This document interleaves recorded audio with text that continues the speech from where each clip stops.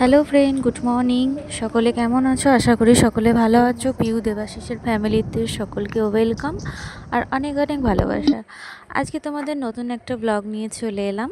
বর্ষার দিনে আজকে বানানো হচ্ছে এই যে খিচুড়ি, গরম গরম খিচুড়ি, আর তার সাথে হচ্ছে এই যে পটল ভাজা, বেগুন ভাজা, আর তার সাথে থাকবে মাছ ভাজা, আর থাকবে হচ্ছে আমের চাটনি।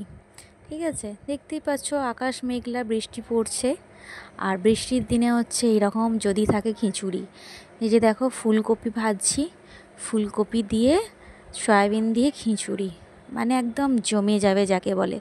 আর তার আগে বলো, তোমরা এই বর্ষার দিনে আজকে কে কে বাড়িতে খিচুড়ি করেছো? আমি তো করেই ফেলেছি। এরকম ঠান্ডা ঠান্ডা ওয়েদার আর তার সাথে খিচুড়ি। আর দেখো এদিকে আমার মেয়ে হচ্ছে আমার সাথে লুকোচুরি খেলছে। আমি এদিকে রান্না করছি, ওই যে দেখো পর্দার ওখান দিয়ে একবার করে দেখছে আমাকে আর লুকোচুরি খেলছে আমার সাথে, বলছে মা আমার সাথে খেলো। তো আমিও ভাবলাম যে দেখো বাচ্চাদের তো সময় তো দিতেই হবে, তাই না? রান্নার ফাঁকে ফাঁকেও হচ্ছে সময় দিতে হবে, তাই জন্যে ওর তো খেলার সেরকম সাথী নেই, তা আমি ওর সাথে খেলি। তো একবার করে বলছে মা তুমি আমার সাথে খেলো, তো এই যে খেলছি, একবার করে যে পর্দার আড়ালে লুকোচ্ছে, একবার করে আমাকে দেখছে। তো চলো এদিকে তো মশলাটা কষে নিই। ওদিকে তো দেখলে ফুলকপি ভাজা রেডি হয়ে গেছে, আর এদিকে আমি মশলাটা ভালোভাবে কষে নেব। তো তোমরা আমার ভিডিওটা দেখতে থাকো, আর আমার ভিডিও তোমাদের কেমন লাগে সেটাও আমাকে কমেন্ট করে জানাবে।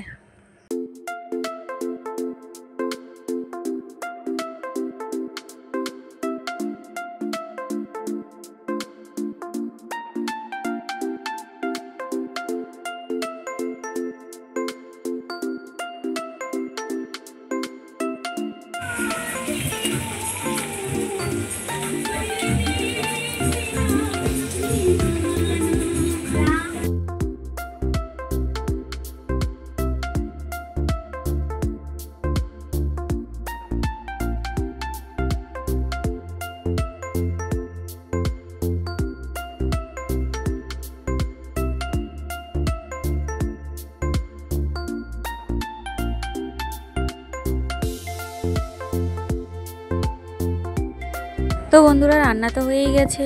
আমার ছোট মেয়েকে হচ্ছে মানে কলা পাতায় সাজিয়ে দিয়েছি। এই যে দেখো আমার মেয়ে বলছে দেখো আমারটা।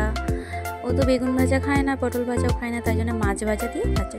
চলো তাড়াতাড়ি খেয়ে নিই। খেয়ে নিয়ে এই যে দেখো খিচুড়ি, আর তার সাথে দেখতেই পাচ্ছ মাছ তো রয়েছে ভাজা। আমার মেয়ে একা হাতে খাবে, আমাকে খাওয়াতে দেবে না, দেখেছো? বলছে কলা পাতায় খাবো, আমি একা খাবো। আর চলো তোমাদেরকে দেখাচ্ছি। দেখো আমাদের জল বৃষ্টি হলে আমাদের কি অবস্থা হয়ে যায় রাস্তাঘাট, দেখেছো?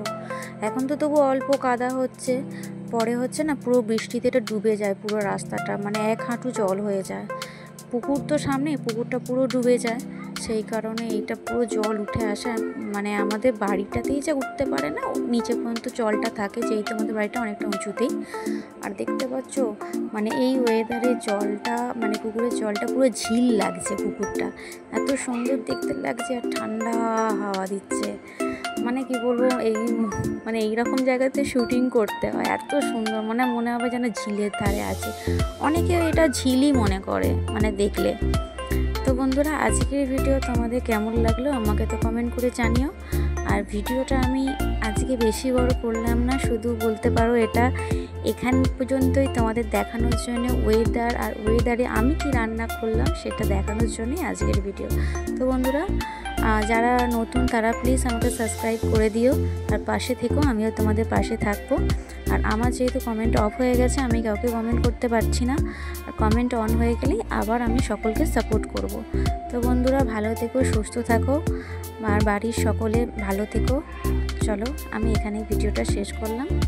টাটা, ভালো থেকো।